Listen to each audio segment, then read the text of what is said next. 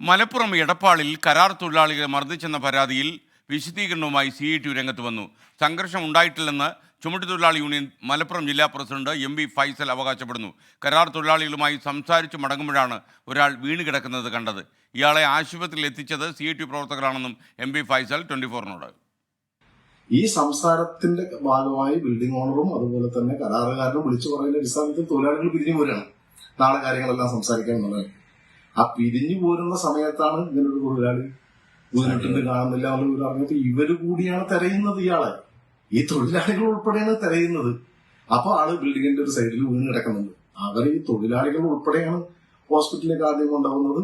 അവിടുന്ന് പോരാ എന്ന് ഘട്ടം വന്നപ്പോൾ മെഡിക്കൽ കോളേജിലേക്ക് മാറ്റുന്നതിന് ആവശ്യമായിട്ട് ലീഡർഷിപ്പ് ഉൾപ്പെടെ ഇടപെട്ടിട്ടാണ് ഈ കാര്യങ്ങളൊക്കെ മാറ്റുന്നത്. ഇതിനകത്തൊരു സംഘർഷമില്ല. ഒരു വാക്കേറ്റോ ബഹളോ ഒരു വാഗാതോ അടിപിടിയോ ഒന്നും ഉണ്ടായിട്ടില്ല.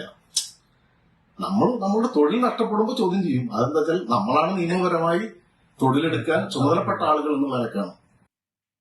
മലപ്പുറത്ത് നിന്നും സമീർ ബിൻ കരീം തത്സമയം ചേരുന്നു. ഗുഡ് മോർണിംഗ് സമീർ, എന്തൊക്കെയാണ് വിശദാംശങ്ങൾ? പറയൂ. Very good morning SKN. കഴിഞ്ഞ ദിവസമാണ് എടപ്പാളിൽ കരാർ തൊഴിലാളിയെ ആക്രമിക്കുകയും അതിന് CITU പ്രവർത്തകർ പിന്തുടരുകയും ചെയ്തതിന് പിന്നാലെ ഈ കരാർ തൊഴിലാളി കെട്ടിടത്തിന് മുകളിൽ നിന്നും ചാടി ഗുരുതരമായി പരിക്കേൽക്കുന്ന ഒരു സംഭവം ഉണ്ടാകുന്നത്. ഇതിലാണ് ഇപ്പോൾ നിലവിൽ CITU വിശദീകരണവുമായി രംഗത്ത് വന്നിരിക്കുന്നത്. ചുമട്ടുതൊഴിലാളി യൂണിയൻ CITU മലപ്പുറം ജില്ലാ അധ്യക്ഷനായിരിക്കുന്ന MB ഫൈസലാണ് ഇപ്പോൾ 24-നോട് സംസാരിച്ചത്. അദ്ദേഹം പറയുന്നത് ഈ CITU തൊഴിലാളികൾ അറിയാതെ ലോഡ് ഇറക്കുന്നത് അറിഞ്ഞ് ഇവിടെ CITU പ്രവർത്തകർ ഈ ഭാഗത്ത് ഈ സംഭവ സ്ഥലത്ത് എത്തിയിരുന്നു.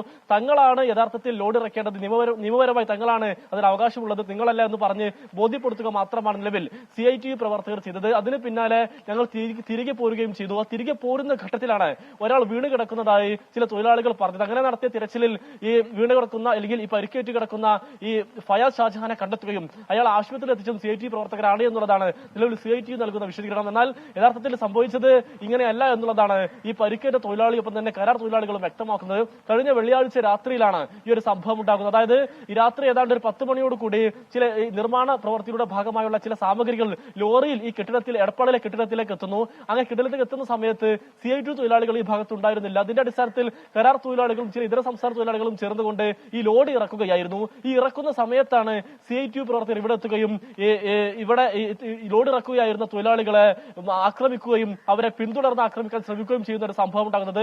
അതിന് പിന്നാലെ ഭയന്നുകൊണ്ടാണ് കൊല്ലം പത്തനാപുരം സ്വദേശിയായിരിക്കുന്ന കരാർ തൊഴിലാളി ഫയാസ് ഷാജഹാൻ എന്ന് പറയുന്ന യുവാവ് കെട്ടിടത്തിന് മുകളിലേക്ക് ഓടിക്കയറുകയും പരിഭ്രാന്തനായി അദ്ദേഹം ജീവൻ രക്ഷാർത്ഥം മറ്റൊരു കെട്ടിടത്തിലേക്ക് ചാടുകയും ചെയ്തത്. ആ ചാടിയ സമയത്താണ് ഇയാളുടെ കാലിന് ഗുരുതരമായി പരിക്കേൽക്കുകയും നിലവിൽ തൃശൂർ മെഡിക്കൽ കോളേജ് ആശുപത്രി ചികിത്സയിലും കഴിയുന്നത്.